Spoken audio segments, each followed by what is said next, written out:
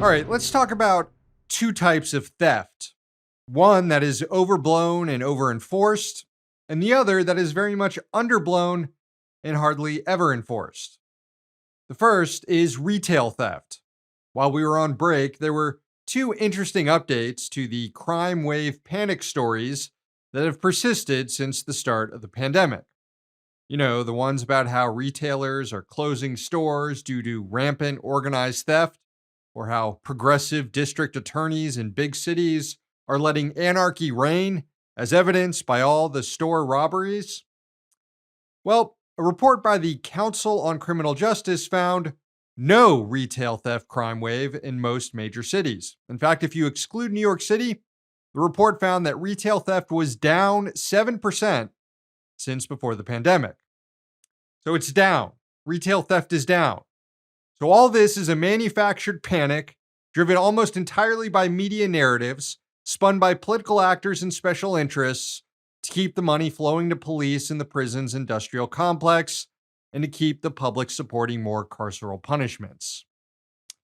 Another thing that happened while we were away is that the nation's top retail trade group, the National Retail Federation, admitted that it totally exaggerated a report last April that contributed to the crime wave panic.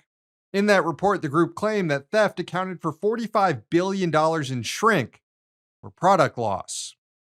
The group's vice president admitted last month, though, that that was an inaccurate inference and that the group has no idea how much money is actually lost to retail theft, only that it's, quote, a serious problem. For sure, man. For sure.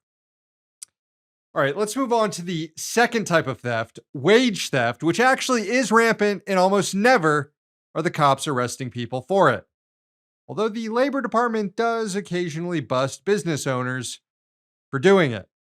This week, it received nearly $1 million in stolen pay from 75 grocery store workers in Florida.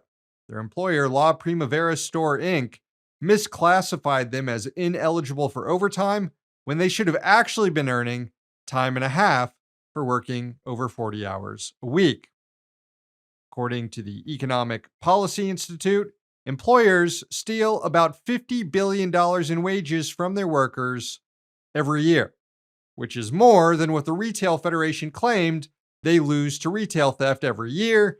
And as I just mentioned, even that number was made up.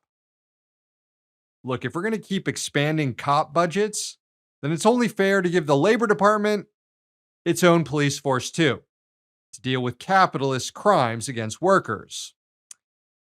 And yes, we might even need to arm them.